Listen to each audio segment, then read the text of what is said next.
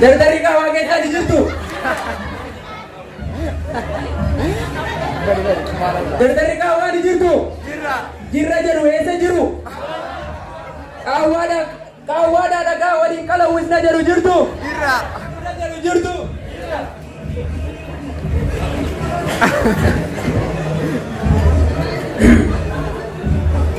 Dhaabtuun callaa calleessitee callistee caqastee suuqa jaalakattee suuqootti naqattee qaccee qacce callam gootee boqqollootti naqattee afaanitti harattee qaccam qurxum gootee nyaatteem. Caaltuun yoo as keessa jiraattee oduu keenya kanatti aartee oduu sobaa keenya kanatti aartee akka dhiiftee nurraa gabbaatu ol kaateem. Oduu biyya alaa. Magaalaa albara keetteetti lukkuun wal jaallattee qalama bitattee qaraatiif yaana jettee luka wal qabattee lama wal qalattee cirootti wal loltee dirree dhawaa galtee buna dhugaa bultee guyyaa mugaa oltee yoo inni galmooftee yoo inni chisaar galmooftee ani reejoo gooteem.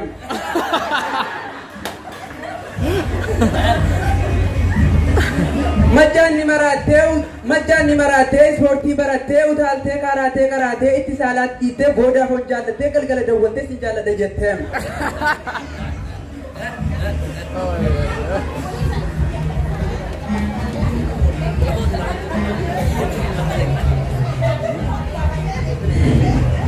Maariin meerre jettee firaakis qalattee firatti waammattee furri firraffaaltee fooqee irraa utaaltee ija keessa jaamtee habreetti qalattee lukkuu nama hattee coomatti cammartee caammaatti naqattee caljettee dhaabbattee suugootti naqattee suugoon gahuudinaan qaamattiin dhiqattee. Oduu mugaa gurbaa badhaasaa jedhamu. Badhaasaa maqaan isaa badhaasaa inni qaba dhukkuba garaa kaasaa. Suuqoodhaa fi dinnichaa jira gadi yaasaan namoota dhukkuba qaban kanneen akka garaa kaasaa dafaatiin irraa gadi baasaa jedha.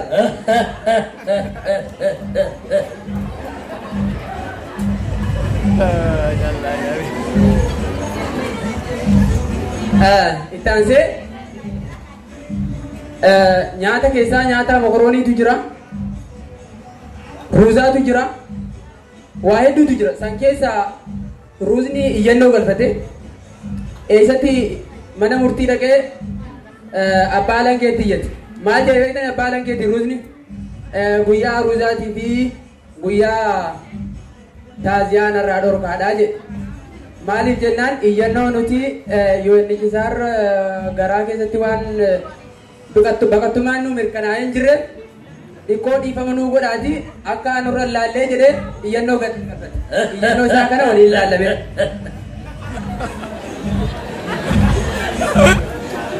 Walitti bu'iinsi ilkee fi ruuza gidduutti uumameen gaaga'ama guddaatu argamaa jira. Waggoota dheeraadhaaf walitti bu'iinsi ruuzaa fi pireezidaantii obbo Ilkee wajjin godhamaa jiru addunyaa sodaa guddaa keessa galchee jira jedhu. Sababni walitti bu'iinsa kanaatis ruuzni baqattummaadhaaf gara biyya garaatti yeroo baqatanitti biyya afaanii keessa paaspoortii fi viizaa tokko malee waan qaxxaamuraniif pireezidaantii Ilkeen akka jedhanitti namni baqataan kamiyyuu kiyya afaan kana keessatti waraqaa eenyummaa tokko malee kan seene tarkaanfii akka irratti fudhatan seera dabarsee jira. Obbo Rooznis gama isaaniitiin nuti gama keenyaan siyaasa tokko malee baqattummaadhaan gama biyya garaa waan deemaa jirruuf siyaasa tokkollee biyya keenya irraa paaspoortii fi viizaa argachuun nuuf hin danda'amu jechuudhaan pireezidaantii Ilkeen imbaasii isaanii kan maqaan isaa hidhii jedhamu kan kellaa hidhii irra dhaabbateen akka paaspoortii fi viizaa malee hin dabarsine ajaja dabarsanii jiran. Akka obbo Ilkeen jedhanitti namni kamiyyuu kan biyya kiyya keessa seene tarkaanfii guddaa irratti fudhadha jechuudhaan guyyaa kaleessaa baqattoonni sabni isaanii paastaa fi mokoroonii akkasuma ruuza ta'an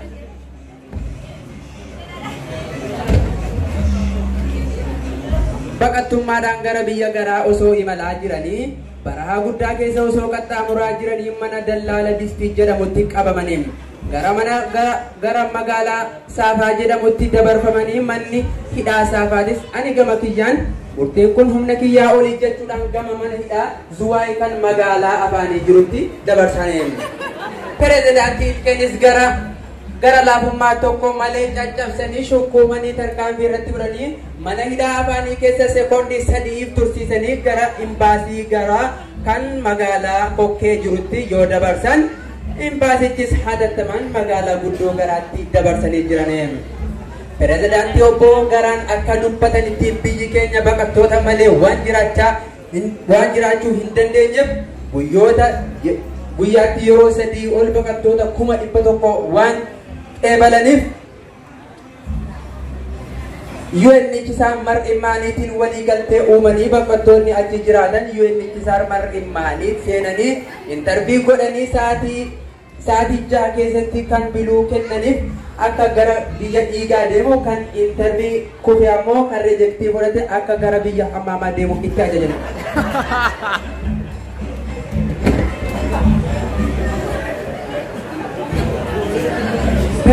Pirezidaantii obbo Garaanis biyya keessa bilisoomsan jechuudhaan warroota rejektiin itti kennaman pirezidaantii obbo Garaanis biyya keessan bilisoomsaa jechuudhaan qawwee tokko fi rasaasa 2 itti kennanii gama biyya hammaamaatti yoo ergan qawwee tokko isaa gara biyya gamaatti galaniim. Wantoota nama ajaa'iban keessaa baqattoonni kunniin gaafa gara biyya garaarraa gadi imalan qawwee fi rasaasa tokkollee hin qaban garuu amma moo gara biyya hammaamaa yoo ga'uudhaan qawwee tokko isaa galaniim.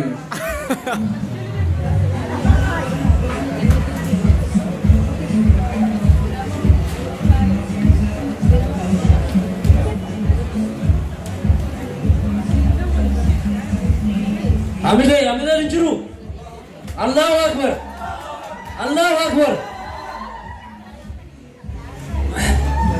Amma moo barattoota lamatu Facebook irra jiranii mana barumsaa Facebookaatti baratanii mana barattoota lameen sana gaa waliin laallaa eenyuuf akka ta'an barattoonni lameen kun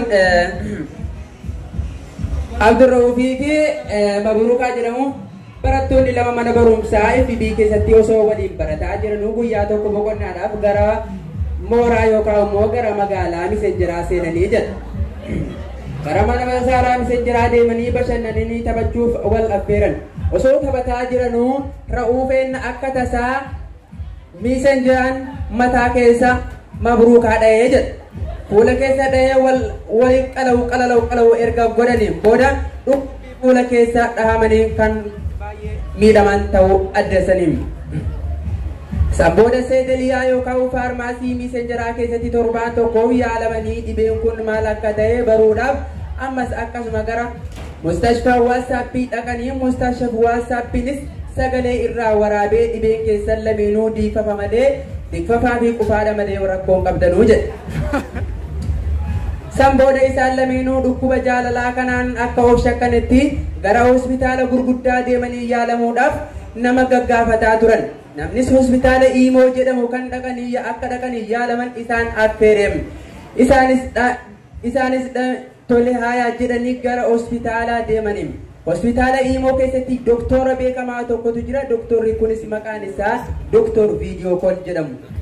Akkuma ulaa hospitaalaa seenanii maallaqa ulaa irratti kafalanii ol seenanii yeroo ol seenan Doktor Viidiyoo Kool jaakettaa isaanii adii uffatanii dhaabbatu.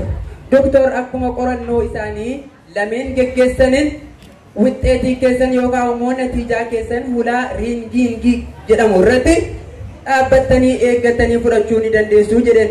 Dhaabbatanii eeggatanii ulaa riingiingii irra dhaabbatanii ulaa walirraa balanii fudhatanii. Dawaa shirooppii majjaanaa fi akkasuma neeta jedhamu ajajeef doktor.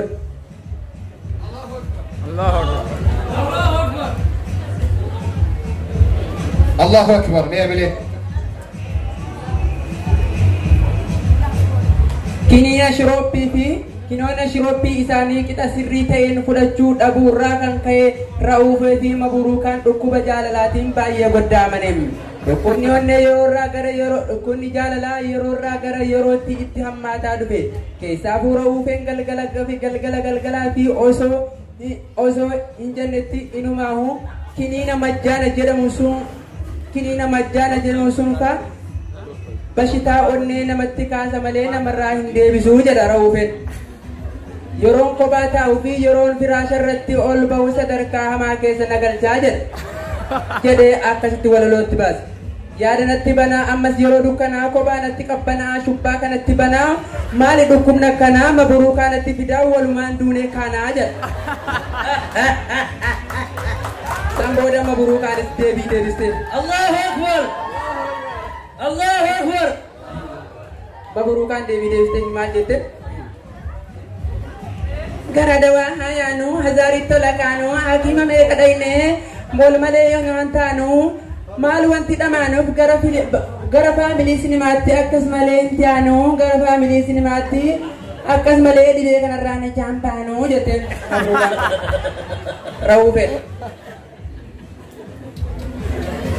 Raufeen akka jedhe ta'a isheetti qabbanaa yeroon kunis gannaa eessattuu wal argannaa Raufeen jennaan mabruuqaan maal jette mabruuqaan qabbanaaf beelloo uffannaa ati suufa itti tuqnaa qabbanaaf beelloo uffannaa ati suufa itti tuqnaan aduwwii garaa guumnaa homaa rakkoon hin jiru jaalala keenyatti fufnaa jetteen. Allahu Akbar.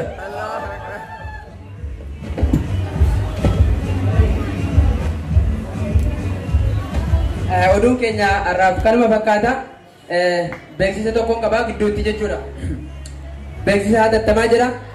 Namoonni dhukkuba filimaatiin qabamtan kanneen akka ziyaalwaanii fi osoo gara dhukkuba qaanaa jedhamutti hin jijjiiramnetti akka hospitaala konkolaataa maqaan isaa Remote jedhamu yaabbatanii hospitaala Afrikaa TV fi hospitaala Nuural Hudaa TV akka dhaqxan isiniin jenna. Dhukkubni qaanaa yeroo nama qabu dhukkuba tuquru fiqirii fi cunqur libbochi mallattoolee dhukkuba adda addaatiin namatti kaasa. Yeroo Allahu Akbar. mallattooleen dhukkuba kanaatis yeroo dheeraadhaaf gudduudhaan firaasharra nama teessisa.